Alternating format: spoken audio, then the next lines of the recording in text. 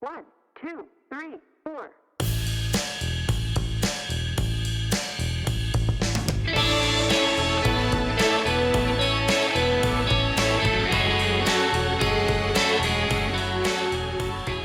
Hi, and welcome to the Vininspo podcast with me, Ed Merrison. This is where wine is a travel experience. Join us as we pick up bits and pieces, make new friends, and create memories that make our future interactions with wine, people, and places all the more meaningful and fun.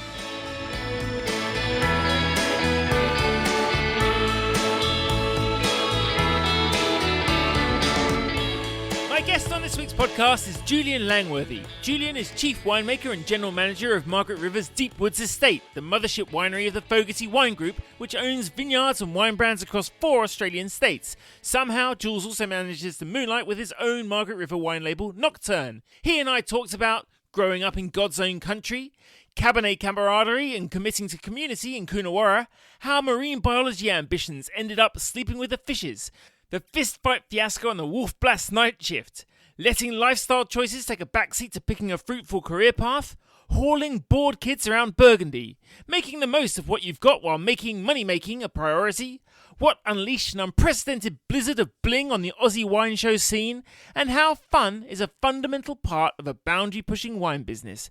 I started by asking Julian where little Langworthy first appeared on the scene. Well, I was a very lucky individual growing up in Margaret River, which I refer to often as God's own country. Margaret River was a very different place then than it is today. For example, I think there's about 120 kids at my primary school in Margaret River. Now there's 2 primary schools of about 800 in town. Boomtown would be underselling it, but the soul remains the same. It's still as wonderful as it ever was. But I guess my folks moved to Margs in the late 70s. Mum's a school teacher, and they moved here because Dad is an ornithologist, and he got a contract with the West Australian Ag Department to do research with another gentleman called Ian Rook into grapevine pest and disease research, which at that stage, the really big issue they had was bird damage. Isolated number of vineyards in a very heavily wooded area, you know. So that was kind of our impetus to move to Margaret River. We lived in a tiny little cottage right in the heart of Williabrup, so right in wine country. It's actually today the Roseley Winery's lunchroom. And yeah, that's where my earliest memories of everything are, but including lots of wine stuff. Probably fair to say my parents were fairly solid hippies back in the day, and Dad's job was relatively flexible. So I used to go to work quite often with Dad. His research sites were the famous original wineries, so Lewin, Cape Mentelle, Cullen and Mosswood. But it's actually Cullen that I remember the most clearly. And I think Dad got on very well with Di Cullen, and he did a lot of work there because it was a nice place to be. And it was also, given their hippie central, it was the closest one to our house as well. And pretty quick shot down to Gracetown Beach from there. And I'm sure it didn't happen all the time, but I vividly remember, checking out the nets, doing some shit at Cullen, then going to the beach and having a swim and a Count Chocula. So in that regard, it was pretty idyllic, really, Ed. Yeah, right. And you and your 119 classmates at school, did you all spend all the time outdoors? Was that the way it worked? Well, yeah, it was, I guess, that way in general, largely, I guess, in the country, Australia, and probably in the city, Australia at that stage more so. But we lived on a little farm out of town, but in town we were just on bikes. We used to ride from Margaret River Town all the way to Prevelly to go swimming or play at what was called Sea Gardens. It had a version of Mortal Kombat that if you put 20 cents in, you got to normally play for about 10 or 12 goes. So it was worth the 10-kilometre ride to play at the pennies, So, yeah, it was pretty outdoorsy. It was pretty awesome. Lots of beach time. Lots of footy. It was pretty rural back then. Not nearly the cosmopolitan place that it is now. But, yeah, beautiful place to grow up, and very lucky indeed in that regard. Yeah. Were you conscious of being particularly interested in nature? Obviously, of your dad's job and the fact that you were outside all the time meant that you were there. Yes, it was. It actually entirely. My earliest desire was to be, a biologist, as per my father was, and then that morphed into marine biology because I love the ocean and the outdoors so much. But yeah, it was just it was all we did. I loved fishing. Still love fishing. Loved all the different sort sort of bits, making traps for various animals and things like that. It was a very outdoorsy existence, as it still is. And, my kids growing up in Margaret River, probably a slightly different experience, but there's still huge opportunities for like great beach time, great bush time, and living here at Deep Woods, which is a glorious spot. It's only 8 kilometres from Dunsbury here. So we're in Millionaire's Row, if you like. But we're on a 40-hectare property, surrounded by bush, beautiful great big dam with marron and fish in the middle of it. Pretty lovely. Does sound like God's own country, the way you paint it. We've had a few children of school teachers on the show so far, interestingly enough. Were you a good student? Were you mischievous? I was a pretty good student. I was always quite good at school. I probably slid down all such things in years 10, year 11 and 12 in my pursuit of all things that probably weren't all that academics, be it, the local girls or football or just general poor behaviour. So, yes, I probably, like a lot of people, I probably could have done quite well at school if I'd applied myself slightly harder. But I got by on being able to remember shit and study for exams the night before. But I think lots of people do that. And how far did you go down the marine biology path? Oh, gosh. Well, it was all I wanted to do through high school, and it was what I predicated my subjects on and that sort of stuff. I studied the first 2 years of it at University of Western Australia, and my second year I worked quite a bit at the Conestoga Beach Hotel, which was super fun. I played heaps of footy for UWA. I chatted to heaps of girls that I hadn't known my whole life, which was nicely refreshing. I did very little study, and after that the university asked me politely to not come back the following year because I'd failed over half my points, and that it would be fair on the fishers that I try and find some other career path. It's not 100% true. They kicked me out for a year. I was free to come back to study marine biology after a year of thinking about my actions and myself, but took that time. Largely the plan was to drive around Australia, see some staff, do some more fishing, do some surfing, do some diving, and purely as a money-making enterprise, I did my first harvest. It was only a little tiny one down in a place called Manjimup in the southwest, just to save some money. And then I worked on an avocado farm. But it was sort of that, like I'd always been immersed in wine and grown up in a wine area. My dad loves wine. He always bought wine. We had wine at home. He had it was really quite a meagre cellar looking back on it now, but it was a very treasured cellar of special occasion bottles and things like that. So it was kind of weird. I did that. I drove around Australia for 6 months and then actually went to the UK to visit my grandma and my family over there. And I worked in a Victorian wine shop in Cambridge, which had a really great selection of wine. It was a cool bottle shop. And that sort of catalysed things more. Came back to Australia and very fortuitously, University of Western Australia was offering a winemaking degree at that juncture. And I just transferred over to that. Got credited my first year of general science. And the rest is sort of history, I guess. And so did it all start to make sense? And had you mended your wayward student ways when you got there? Were you immediately really applied to the wine side? No, would be a fair comment. In Perth, I still basically played lots of football and drank in all of the great watering holes that existed in Perth in the late 90s. Things like Steve's and the Conestoga Hotel, and to name a few. Part of that degree, you transferred to Adelaide University, which, for me is the best. And it is undoubtedly, I think, one of the best 3 wine schools on the planet. When I got there and the level of quality of some of the lecturers, the focus a lot of these students had and the history of winemaking backgrounds they had, that's sort of when it all kicked into gear. I also worked at a Bailey & Bailey bottle shop there to make cash, and the wines were great. The culture was great. Sophie Otten was a buyer there at that stage who's still very heavily involved in the wine industry. And it all made sense. And then it was very simple to me and a little bit of application. Jesus, it's amazing how much a little bit of application, as I try and tell my 13-year-old son, goes a very long way. And so from going from failing over half my points, all of a sudden I was getting distinctions and doing really particularly well. So aside from Sophie Otten, what other names did you come across when you were studying that we'd know? At that stage, I remember Patrick Ireland was our sensory teacher. He's got a lovely lisp and he's just a lovely human being. He was a great lecturer. The formidable and very famous Peter Dry was another of the lecturers there that stuck with me. He didn't like winemakers very much, and I did quite well in viticulture, and he took that as a personal affront, I think, but his lecturing was great. We had all sorts of great guest lecturers. Probably the most, one of the ones I remember most was Jeffrey Grossett. It was the way of making Riesling according to Jeff Grossett, which at that stage, I was like, well, why would you need any other way to make Riesling? He makes the best Riesling there is. Obviously, your eyes widen, you see different things. But I remember so clearly that series of lectures he did on Riesling production was going, oh my God, this is how you do it. This is the DNA to success, you know? So that was great. But probably the most formative thing about that was the people that I studied with in that year. Some really great winemakers came out of my year, and there was a real passion for wine and a real collegiate drinking experiences that we had, you know, and great winemakers in the wine industry today, like people like Peter Dredge down in Tassie for Dr. Edge, Pete Dillon, who's at Handpicked in the Mornington and also Arras and things like that, Anna Pooley from Pooley Wines in Tas, Dan Stocker, who's a local winemaker over here. There was just a really great group.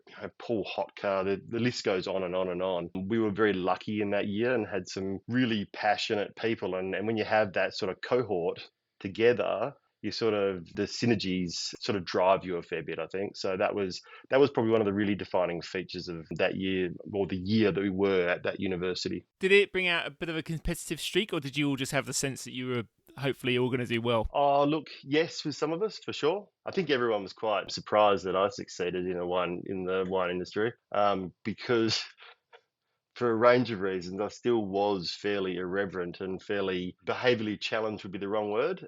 Fun-loving would be a better way of describing it. Yes, there was definitely competitive pieces in that.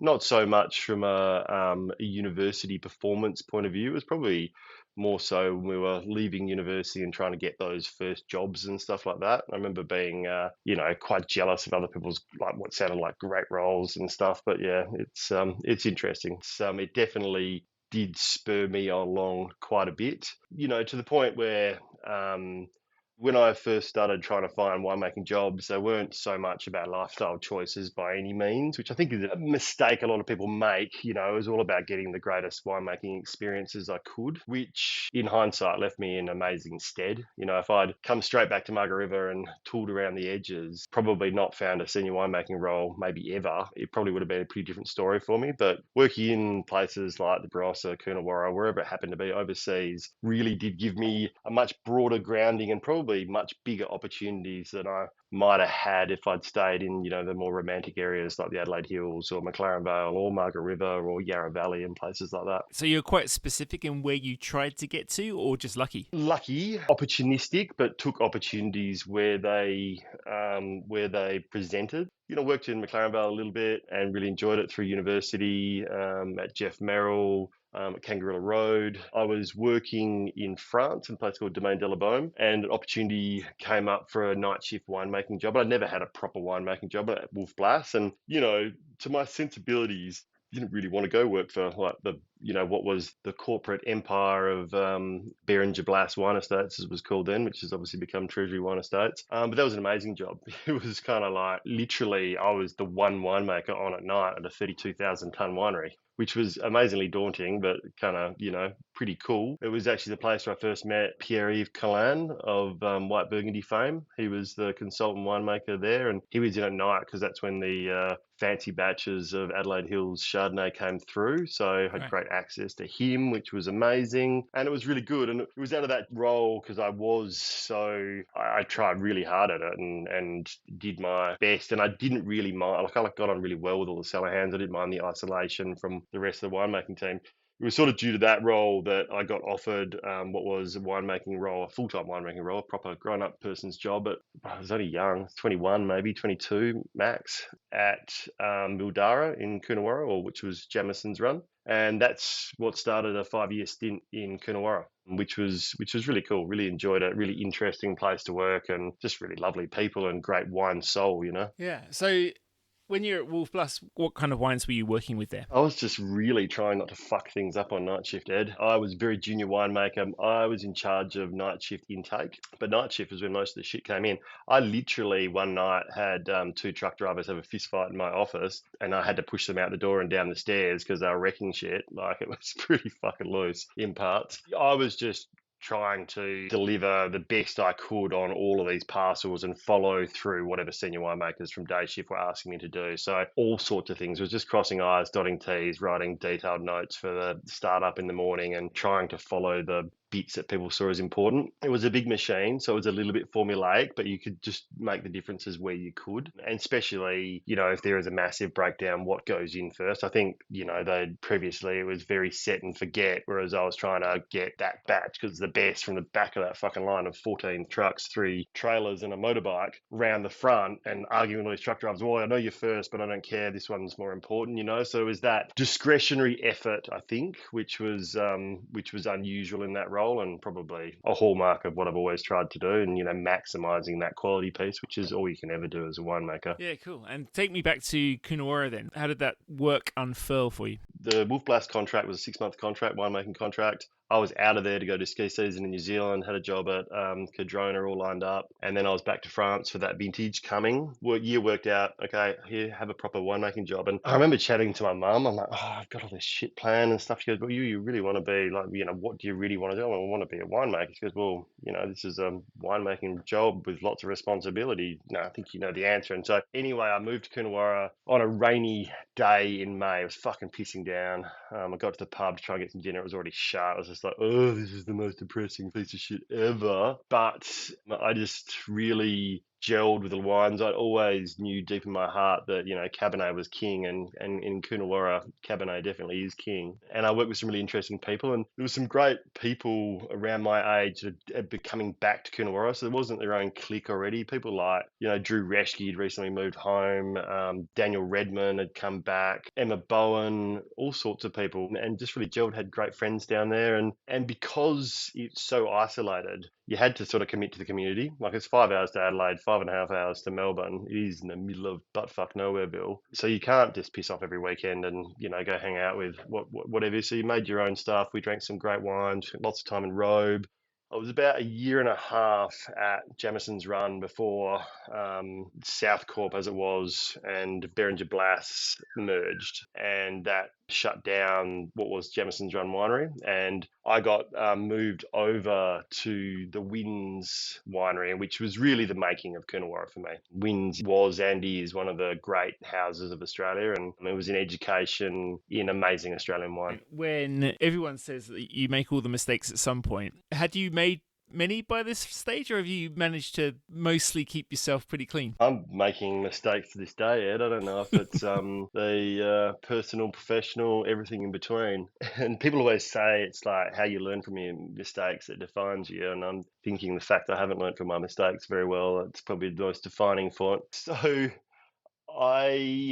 I don't know if I had too many. I'm pretty lucky from a winemaking point of view. Like, everyone makes mistakes and you could do things better. I've never really had any disastrous bits go down. I think you don't really know what you don't know when you don't know it. Like, yep. I was so fucking chock-a-block full of confidence and vim and vigor and desire to do well. My lack of experience was outshone by my dedication to the cause, if you like, and the ability to work extremely hard to get it done. And that's probably why Wynns was so good for me. I got to Wynns and I was just like, oh, and this is another one of those life-defining moments, right? So I had some friends that were driving basically from California through Central America, surfing the whole way down the coast. And I could have taken a redundancy package when that winery went down, but they then did offer me this role at Wynns, and it wasn't a very big redundancy package, but I think it was maybe 24, 25 at the time. And I was just like, yeah, it was way enough money to go and, like,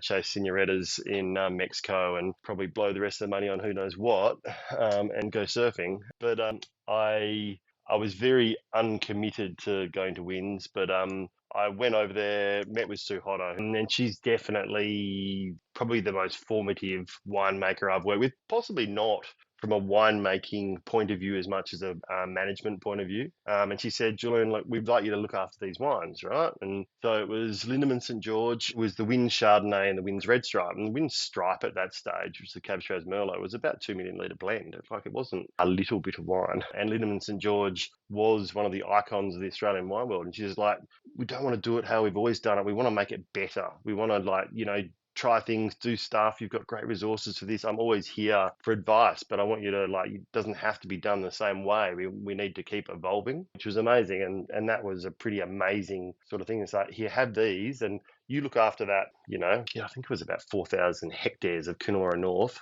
as my vineyard region that I was in charge of. And all of a sudden it was like, ooh, it was like 2 tickets to the big time, and it was excellent. So that was an amazing sort of 3.5 years I spent at Wins. Yeah, were you daunted by that at the beginning? No, I just thought it was what I should have and what I deserved, Ed, really.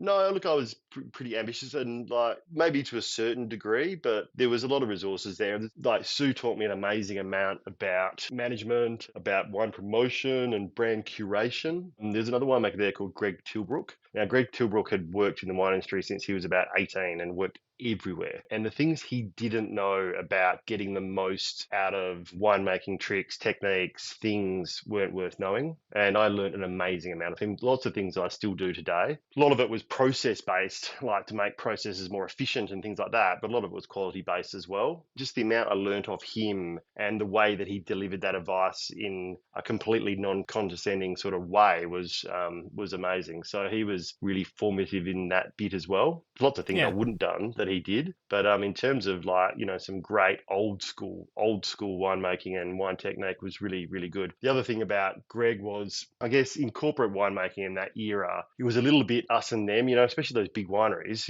Wins had 40 cellar hands on day shift in the cellar and about 40 on night shifts back at that stage. Wins was huge back then. I think we did about 28,000 tonnes the year I left. And to put that into focus, Margaret River region does about 28,000 tonnes, like the entire region, every single winery put together. So maybe it was a little bit of an us and them mentality in terms of cellar management and winemaking, and Greg always bridged that. And I emulated to bridge that like he did, I'd be down there checking with individual cellar hands what they did and doing it in a country boy, young, relatively irreverent way, which resonated with them. And I think due to that, I always got a lot more out of that, hopefully, my cruise in general forever.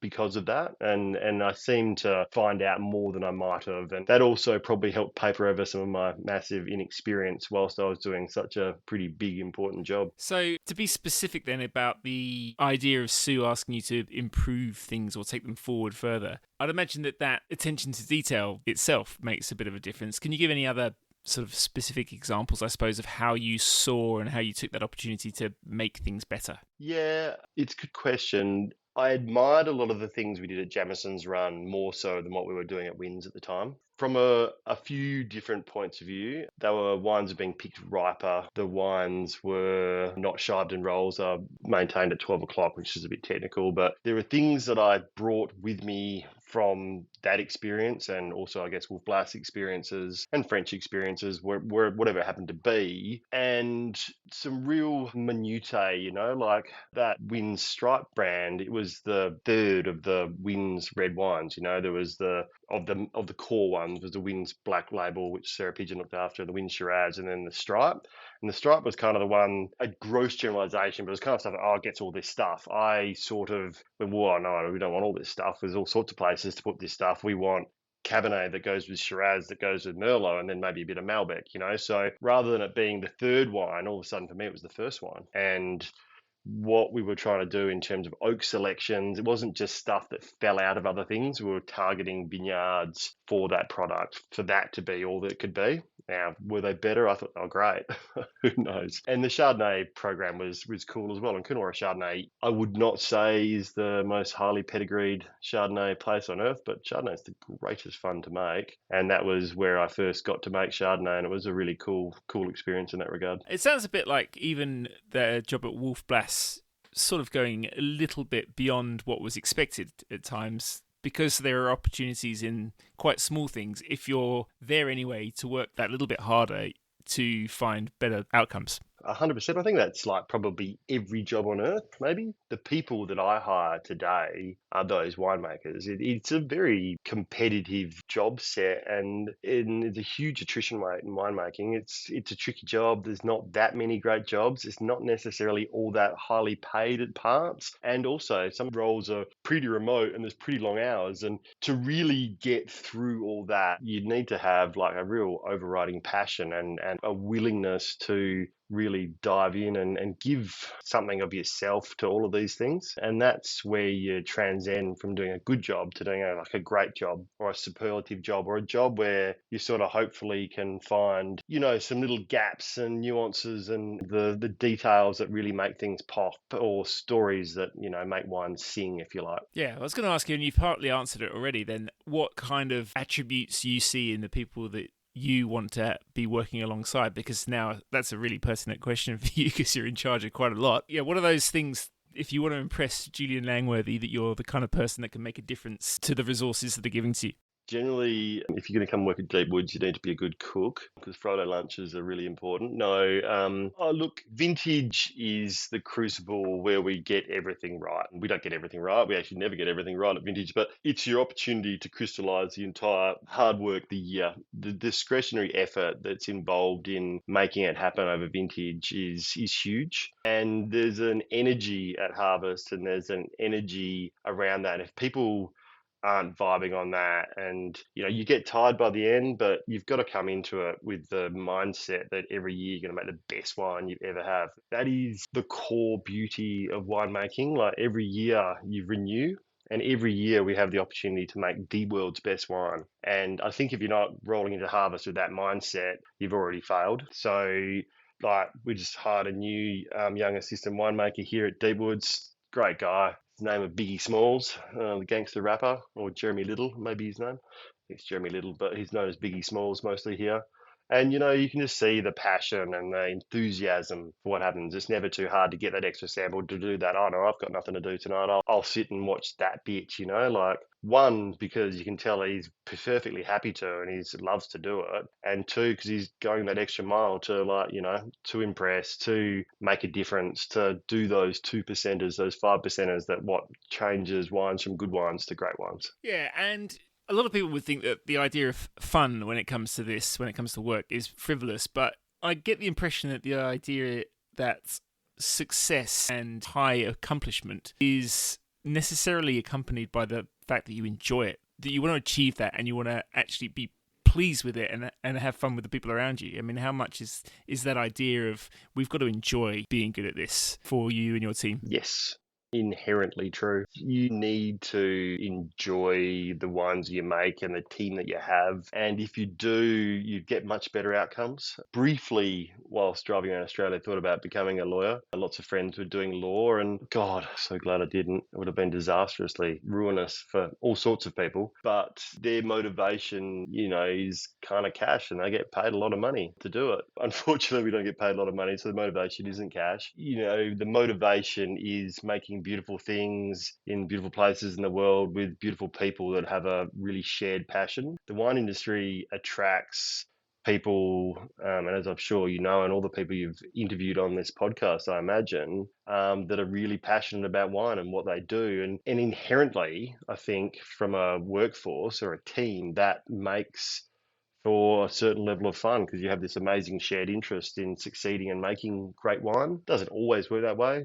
Some vintages you get crews that don't gel and it can be a slog. But as a general rule, and HR companies talk about culture a lot. And I briefly worked for Lion Nathan after Wins, and we talked about culture all the time. And what I didn't realize, and what I probably realize now, is great culture in a work site is the starting point, the end point, and the middle point all rolled into one. You need people on a common journey, and you need to clearly communicate where we're going and how important they all are as part of that. And if you can do that for a team, well, we can still fail because we get cyclones and we get hail, global recessions, and we get fucking like people that are becoming sober curious. But from a fine wine point of view, you kind of got it down. Yeah. You mentioned the pretty inspirational crew that you met up with when you went to Adelaide. When you got back to Margaret River, that idea, I suppose, of that particular part of the world, which was really kick-started by a phenomenal, brainy bunch of people with sometimes other careers behind them, but a sort of quite serious beginning, I suppose, in terms of the kind of grown-up, accomplished individuals that kick-started Margaret River. And when you got back there seemed to be some pretty cool young kids, and it was a slightly different place. Is that kind of how it was when you got back there? It's accelerated. I think when I first came back, there was still a little. Well, in fact, I'm very happy to say there was still a fairly solid glass ceiling between, the founding wineries, plus maybe a couple extras and everybody else. And it's not like that now. It's much more cohesive, dynamic and cool, like I'm a little bit astounded that all of a sudden I'm 46 and I've been home since I turned 30. And now all of a sudden I'm like one of those old winemakers, not the young, fresh one. But the region these days is amazingly cool. It's collegiate, it's fun, it's blessed with the abundance of like different opportunities fruit wise. It's not overly tightly held by the corporates, which means little players can get a go and do startups. It keeps things fresh, it keeps things vibrant. It's probably one of the real challenges for Coonawarra because the vast majority of the great vineyards there are owned by 2 or 3 companies and not by people doing tiny little passion projects that are making floor sherries in their basement from some stuff they managed to buy from dude that lives around the corner, So that melting pot of discovery and stuff has only gotten stronger, and it's gathered a pace in Margaret River in at least the last 8 years. It's been great. Where did the opportunity arise for you to return to Margaret River? Yeah, it was a bit of a probably not a strange story now I look back on it, but I went from Wins to have my first head winemaker's job at Napstone in the Clare Valley. So I was going from one corporate, which was Treasury Wine Estates by that stage, over to what was Lion Nathan. I really enjoyed the job in Napstone and we made some great Rieslings and it was a really cool winemaking time. Probably fair to say that Clare Valley for my wife and I at the time was not the place where we ultimately wanted to be. And we'd come to a friend's wedding over here. Pete Dillon and Imogen Dillon got married here in around 2009 and came to the wedding, walking down Smith's Beach, cracking, spectacular afternoon. The head winemaking job was being advertised at Howard Park and I hadn't applied for it. Alana and I had talked about applying for it. Like, we've just moved to Clare, doing cool things. We're walking along Smith's Beach. Alana goes to me, we probably should apply for that job. You never know. So anyway, I applied for the head winemaker's job at Howard Park. I didn't get the job, but anecdotally, I was the next choice over the winemaker that they hired, which is a lady called Janice McDonald. Janice McDonald was the winemaker at Deepwoods. So probably relatively unprofessionally, Peter Fogarty, who owns Deepwoods and the Fogarty Wine Group, rang Jeff Birch, who owns Howard Park, going, what are you doing hiring my winemaker? She's only been at Deepwoods for 3 months, blah, blah, blah. And Jeff said, we almost hired this guy. He wants to move to Margaret River. Why don't you give him a call? Gave him my number, which I'm pretty sure you're not allowed to do either. And I'm sure neither of those guys would care whatsoever. And Peter Fogarty rang me up and said, well, what are you doing next weekend? I want you to come and look at my winery and talk about, making better wine than Janice McDonald. So who was a bit of a Margaret River icon at that stage. And and the rest is history. It definitely wasn't Howard Park, like Deepwoods at that stage was really quite a little winery. Yeah, right. And very under-resourced would be a kind way of putting it. But it was probably the perfect winery for me. Because I was at that stage just turned 30, had all these ideas, and it was kind of like, here, have this winery and, just make delicious wine and talk to me if you got a problem. And Pete was busy running his empire of other things, so I just kind of did what I wanted, and we could shape the wines in the way that I best saw fit, which I probably wouldn't have got to do at Howard Park because they had very defined wine styles and wines and things, Like we created like monstrous number of new SKUs in the initial years based on opportunities, and I sort of operated a bit of ask for forgiveness rather than permission model. And fortunately, we were pretty successful with a lot of those early wines. And so after that, we had quite a lot of largesse to sort of do what we wanted. And there was no distinct history or formula or anything we had to abide by. And I had this great resource, which is Deepwoods Vineyard and Abbeyvale Vineyard, and rolled on. It was excellent. Yeah, just to put that into perspective, because Deepwoods, is a name that everyone knows now, effectively, because of you. Oh, very kind. But what was it at the time? How big was it in terms of people's, and don't be shy, how big do you think it was in terms of people's perception of that name? It might have had some impact in WA, but To give you an idea, we're probably about 10 times bigger from a branded wine point of view than we were then. And, we were at that stage, we couldn't sell the reserve wines. So they started to these times, selling out of those reserve wines. Deepwoods, I think, was fairly fundamental along with wineries like Stella Bella or Xanadu sort of breaking that glass ceiling of those establishment wineries and saying, well, there's also us. And it was also a vine age kind of thing, like Deepwood's planted in 87. Like all of a sudden, when I got here, it was no longer a young vineyard, it was a mature vineyard and was pushing through. And some of these second waves of planting, like in the 80s plantings rather than the early 70s plantings, maybe they had better vine material, maybe they were better site selections. I'm not saying they were, but that would be my opinion on some of this sort of stuff. So it was kind of a pretty cool time to be doing a lot of that sort of stuff. The opportunities were really good. And I'd also come from a background of lots of, great training, great insight, great business insight, and some pretty reasonable business contacts as well, which helped us a lot in the early days of Deepwoods. So it was pretty handy in that regard. Yeah. Did they know that they were hiring a winemaker who wasn't just good at making wine, but good at actually managing that idea, like those things that you'd picked up at Wins? No. Pete had rung Sue Hodder, and Sue Hodder sung my praises, and that was good enough for Pete.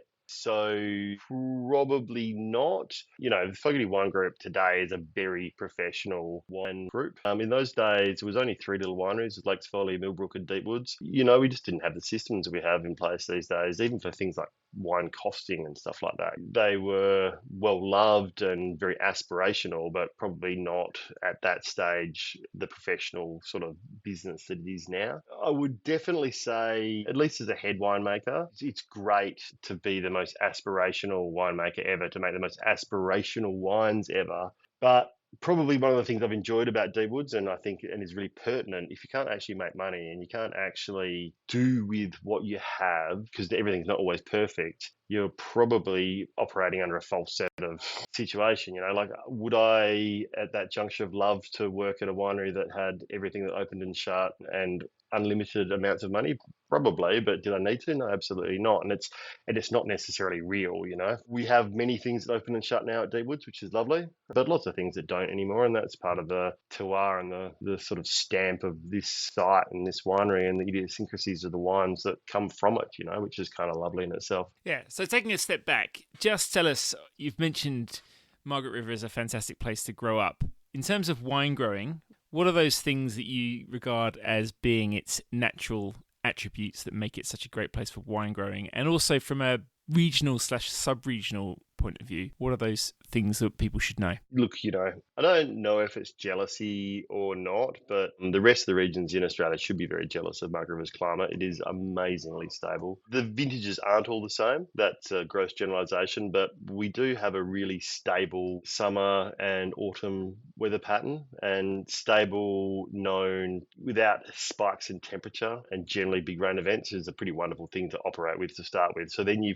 flip that onto some amazingly ancient, diverse soil types and all sorts of different microclimates because of the differences in proximity to coast, because of the undulation, because of the differing altitude. You really have what is a monstrously diverse kind of winemaking nirvana, if you like. I described Margaret River in my early years as like, as like winemaking as falling off a Venus log. That's how easy it kind of was. And I guess most of those sort of discussions is around Cabernet, because Cabernet is so hard to get right. What we have here in Margaret River is the most beautiful soil type for Cabernet, free draining, not very fertile gravels, gravel sands, gravel loams over clay. It really is just the most beautiful soil type. And then what we have is an amazingly warm but never hot March and April, which are the ripening months. Often in other places I've worked, you might go from 13 Beaumet, which is a potential alcohol of 13, to 15 Beaumet, which is potential alcohol of 15 in a week. Generally in Margaret River, the final ripening might take a month. And what that is you're waiting for what is tannin ripeness or structural ripeness, phenolic ripeness, if you will, rather than sugar ripeness. And when you get ripe tannins and you pick on tannin ripeness, the rest is like the characters you get. You're not looking for this flavour in the grapes or that flavour in the grapes. You're looking for physiologically ripe grapes. And then once they're there, the flavours that are inherent in the site is your terroir, if you like. And it's that beautiful autumn weather and the proximity to the coast, which means it's so cool in the evenings, that allows that lovely slow trajectory. And then the next best bit about it is just the diversity. You can be a vineyard 500 metres away and it'll be a different soil type and it'll be a piece of poo. And the vineyard that I'm sitting on right now is just like one of the most glorious sites ever. Ditto the topography of the coastline. You've got a big gap in the coastline where the Willowbrook cliffs fall away and you've got cold air rushing off the ocean. Those sites that are in line with, topography like that are vastly colder than sites that are tucked in behind hills and protected from the oceanic breezes. So you've got such a diverse palette to play with, and you're just discovering new things all the time. And, I'm probably very strongly believe that Margaret River's best vineyards are yet to be planted, which is bloody exciting in itself. Yeah, it's almost frightening, really, some of those natural advantages, because when I think of it, I think of those things that are the secret weapon of lots of other regions, and you kind of have a lot of them lined up, whereas in a lot of them they've just got one secret weapon and then a whole heap of things that they've got to mitigate against. Doesn't seem fair, does it? And it doesn't seem right. And what really doesn't seem right beyond that is the fact that you get to do that with Cabernet and Chardonnay. That does seem like a little bit of an insult, really, doesn't it, Ed? Yeah. I would say, at least for my programs, our Chardonnay sites and our Cabernet sites are very different sites. Yeah. Soil types different, proximity to the coastline is different, area on the Cape is different, and that diversity of the region is probably what allows it, in my mind, to be able to be so good at both. It's kind of nice, though, isn't it? Like the two greatest grape varieties there are. I'll take that any day of the week. So yeah, the other interesting thing about Margaret River is climate change is terrifying in viticultural regions around the world. Now, it's fair to say that we're getting more extreme weather events in Margaret River, particularly trailing cyclone moisture in summer. Like a year like 21, 21 was a really tough vintage here. I had about 110 mils in 3 days for Chardonnay harvest, and in anyone's books, even if you've got the most beautifully draining vineyards in the world, that's tricky. We do get quite high disease pressure here too. Like botrytis is quite a big thing here. You can deal with it. It doesn't fuck your wine quality, but from a monetary point of view, it can be quite challenging. So it's not all milk and sugar.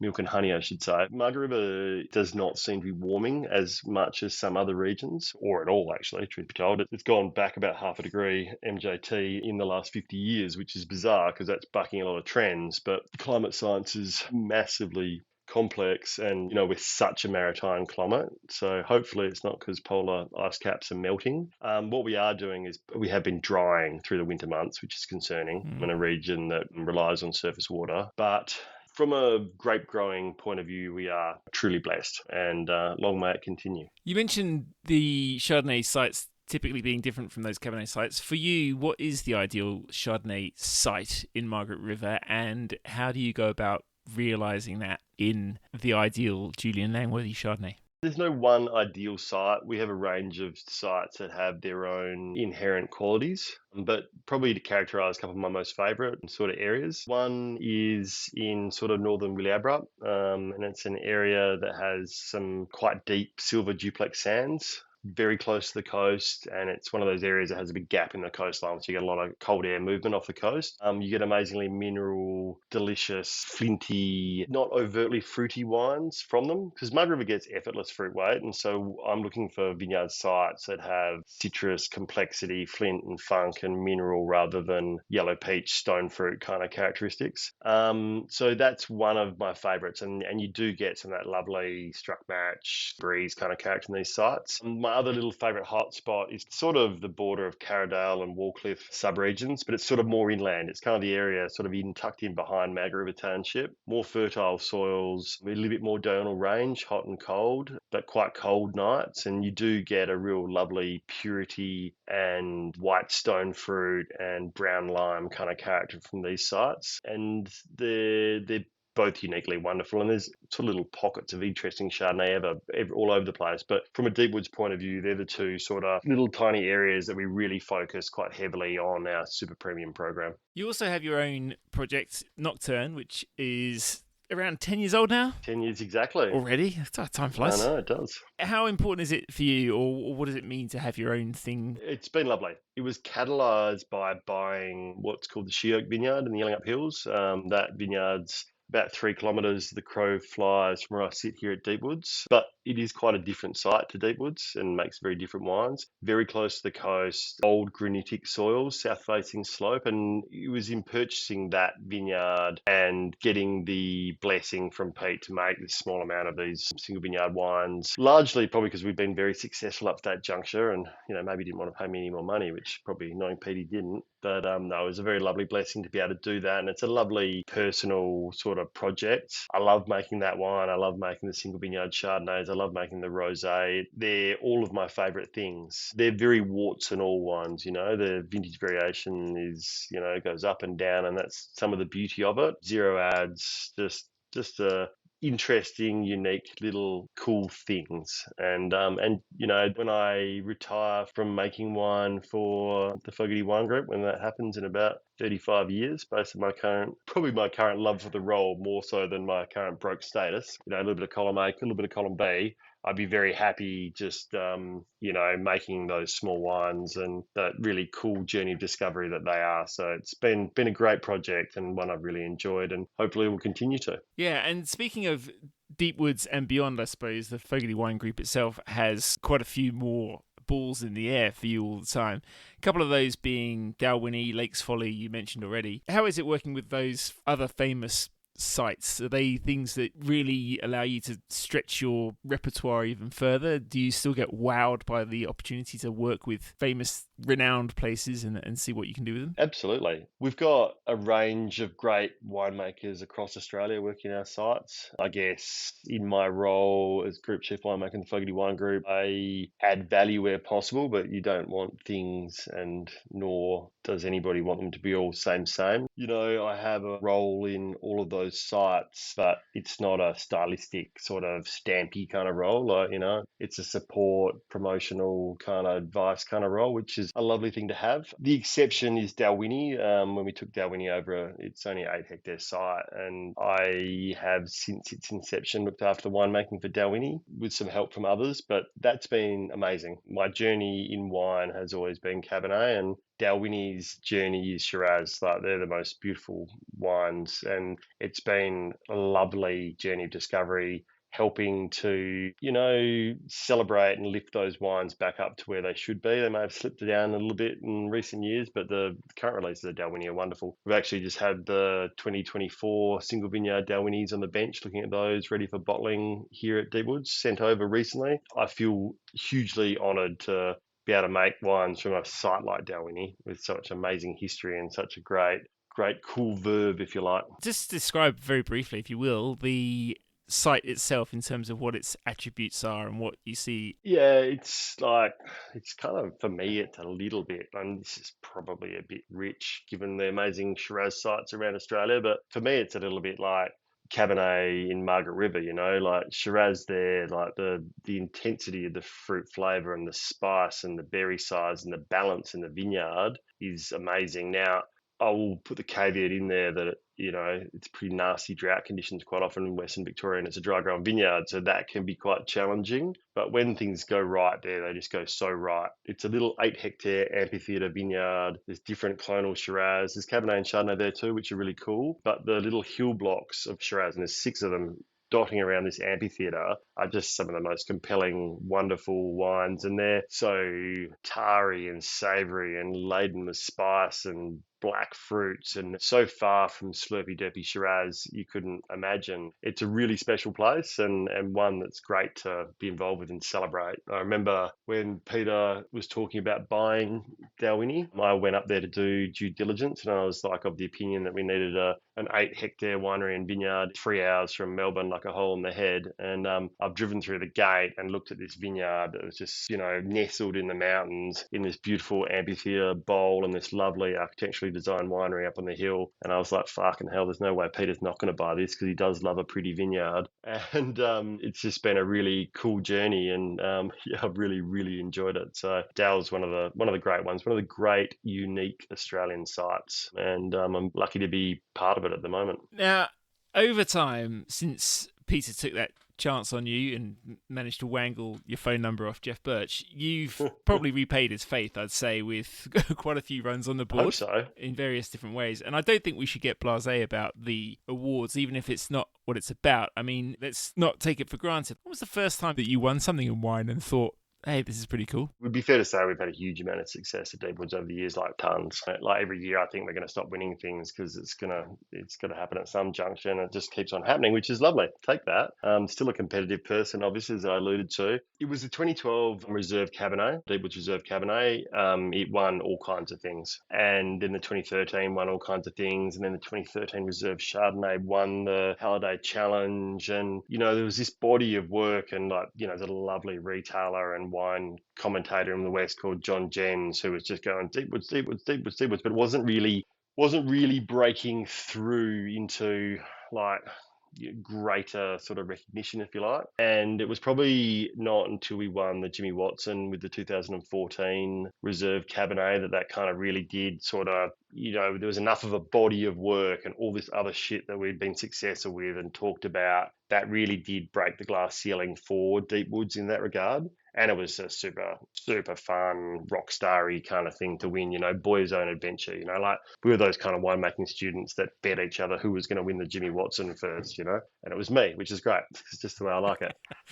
Some of the people that were inherent in that bet denied it in later life. And in true, 1999 style, the prize was a bottle of Grange from every other person. Peter Dillon, the winemaker from Handpicked, to his credit, remembered it vividly and came through with a bottle of Live or Less Cass for me, which was, for me, way better than a bottle of Grange. Yeah, well, we do live in a world where people quite like to cut down tall poppies, and for some reason in the wine industry, success and profit seem to be dirty words, even though I think we'd all like to see much more of it in every single sense. Very true. But at the same time, those wins must have really buoyed your confidence and your enjoyment of your work. I was also wondering, with things like the Len Evans tutorial, which you were a scholar for almost a decade ago, I think now. More than. I think the Jimmy Watson Memorial Trophy goes hand in hand, doesn't it, with a European trip? Well, you get $20,000 to spend on whatever you like to further your wine education. It's pretty hard not to get $20,000 and go to Europe and drink some wine, isn't it? Yeah, well, I was going to say, a lot of people do, again, who are not involved in it and haven't had the good fortune, I suppose, to do it, might, again, wonder what the value of those experiences are. But just from your point of view, how important is it to have someone, to know people who actually get to access those heights, those rare things, from an experiential point of view and from a learning point of view, and also from a point of view of feeding back and inspiring others to greater heights? Yeah, it's a good question, Ed, because without those kind of experiences, well, you need a point of reference, don't you? Like, what do I want to do in life? I want to make the greatest wines in the world from Margaret River. If you don't know what the greatest wines in the world taste like, or you don't know what wines you aspire to, like you're sort of running against the wind a bit. The Len Evans tutorial was hugely formative for me. It was, I guess, 12, 13 years ago now. And I probably didn't realise how shit my fine wine knowledge was until doing that with, a couple of master sommeliers in my class year. It was quite a humbling experience, and God, it was a great experience. And I was very lucky, and it was, when the people like James Halliday were at the peak of their powers and terrifying to boot. And so trying those wines and the ambition to try those sort of wines again on a regular basis keeps me exceedingly poor. Wine show judging ties into that as well, and we try really hard to drink widely at the winery here and drink aspirationally and interestingly. It doesn't have to cost $1 million, but you do need people that have insights into what to try and what to source and things like that. So hugely important. Tom Carson was very generous to me when I won the Jimmy Watson when I was setting up my trip. I managed to get into lots of places in Bordeaux. Like I visited 3 first growth Bordeaux houses as part of that, but Tom was instrumental in getting me into quite a wide range of Burgundian houses to look at Chardonnay in particular, because basically my trip was a cool one. I love rosé, Chardonnay and Cabernet, right? So you just go to Provence for a week, and you go to Burgundy for a week, and you go to Bordeaux for a week. And that was the Jimmy Watson trip. I took a 4-year-old and a 2-year-old with me and took photos of very upset small children in front of Grand Cru vineyards, which was quite amusing in itself, but it was great and learned a huge amount. And you've got to keep learning and hopefully brought lots of knowledge home to these sort of things as well. Yeah, I mean, you mentioned judging a second ago, and I think about the way that you have always sought to maximise from, again, going back to those Wolf Blast days overnight, maximise every opportunity. In judging as well, do you see an opportunity to sort of further your own experience and contribute that way? But do you see also an opportunity to raise the bar among other people? And are there opportunities, do you think, for wine show judging in general to change to become potentially more relevant or more valuable for more stakeholders and or consumers? I had a very interesting experience this year, Ed. I had my first go of being the chair of a capital city wine show, and in my mind I'm still 7 and like sculling carafes of wine in Montpellier and trying not to get arrested, and so the thought that I'm actually leading this group of wine professionals and trying to further young wine professionals' careers is a bit daunting and a bit terrifying in itself. Found it a great experience. Wine shows for me, on the purest form in terms of wine show, people that judge at them is hugely formative. Get access to amazing people from all sorts of walks of life. It's very collegiate these days. I think the cultural piece of wine shows has come a mile in the 20 years I've been judging. Like in my early days, associates were seen and not heard unless they were addressed, and then you had to stand on a chair and answer questions about wines you could have never tried in your life. But these days are really collegiate, great experiences. It's not for everybody, but people that get a lot out of it, I think it's a really great experience. So from a training point of view, benchmarking point of view, I think they're still very relevant and pertinent. We need to make them better value for exhibitors to continue to exhibit at these shows. To make them very relevant in that regard. And we need to tie it into consumers because it's an amazing process. If you get a gold medal at a capital city wine show, those wines are freaking delicious as a general rule. Some slide through the edges, but it's an amazing process. It's exhaustive. It's great. It's wonderful. For me, it's a much stronger process than some dude that gives out 99 points every second wine when he looks at the label as a process. And there's great wine journalists, don't get me wrong, but the wine show is just such an amazing stamp of quality, and if we can communicate that to consumers and get them involved and get them buying these wines that do well, they'll be so well rewarded, I think. So lots of work to do there to make us more relevant, because it's just such an important process in Australia, and it's also quite uniquely Australian. Like that improvement of the breed, that collegiate kind of thing, that blind tasting, it's really quite a unique, special thing. Yeah, and I suppose from that point of view as well, it is part of the culture here, and there are maybe gaps in the Australian wine scene from a consumer/production point of view, or within that gap between the two. There is a bit of space for wine culture, and I suppose, an element of that is sitting around, tasting wines together, that quite exhaustive experience of actually really observing and interrogating wines. A lot goes into it, and maybe, again, there's a little bit of a tendency sometimes to not see the value because it's not perfect, rather than seeing what the value and trying to maximize the opportunity, because there's a lot of money going in there. There's a lot of experience being gathered in that moment. And maybe the opportunity is just in doing more, getting more out of it. Yeah. Oh, look, couldn't agree more. And it is definitely not a perfect system. Your point is so correct. But for me, it is the best system by such a long way. And if we continue to refine it and make it more relevant, it's amazing. It was developed in a world where Australian wines look nothing like they do now. There was huge faults, whether it was volatile acidity, like acetic wines, whether it was mousy bacterial wines, and it was, incepted for everyone to get better, and it succeeded so well. Now it's a different thing that we're doing, but to me, no less relevant, I guess. Yeah, potentially. I totally agree. And on that front as well, when it comes to sharing things beyond, and I have spoken about that joy that you find in wine, sharing it, talking about it, but even working in it and getting better and aiming higher, and actually the fact that you get, if you enjoy it, then you can do amazing things. Is there something that you think that we're missing in terms of passing on that sense of enjoyment to a greater public? Good question. I knew how to, bottle my joie de vivre for the things that I make, we'd be selling a lot more wine. And you'd be selling your joie de vivre at a very high price too. That would be beautiful. That would be great. Although I don't know how much that I've got to give, but like hopefully people like you, Ed, are a great conduit for that, my man. But I think if you go to wine events and you see these professionals talking, I think anyone that comes to one of the diatribes I run relatively regularly for all sorts of people, I'll be doing the Perth Reserve releases in November. I sort of go into those big dinners for, 100 consumers or more with a certain level of interpretation, but I end up loving it, like they see through how much I love these wines, and they're generally there because they love them as well. You get the occasional one that's just there as a hot date, or I came because I got a free ticket because Johnny's sick, but, they get a real personal piece out of that, and that kind of communication is great. How we do that on a bigger scale, I'm not sure, but it is the most joyous, real, natural, complex, diverse beverage there is. Like it's got true soul, and it's made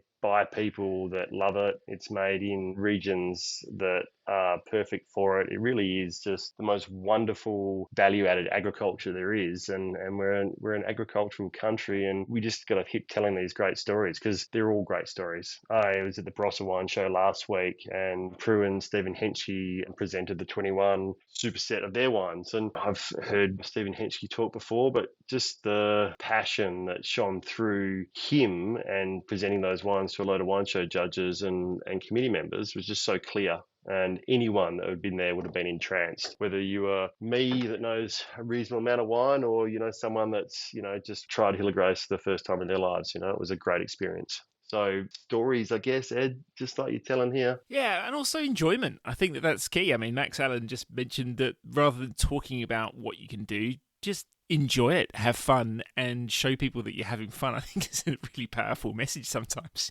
that it's a place to be. I mentioned this the other day. I went to Wantana Estate yesterday, and to me, it's one of those perfect intersections of people I love, a story I love, a place I love, wines that I love. How do you see the sort of matrix of things that go into a wine or a producer that you feel great affection for?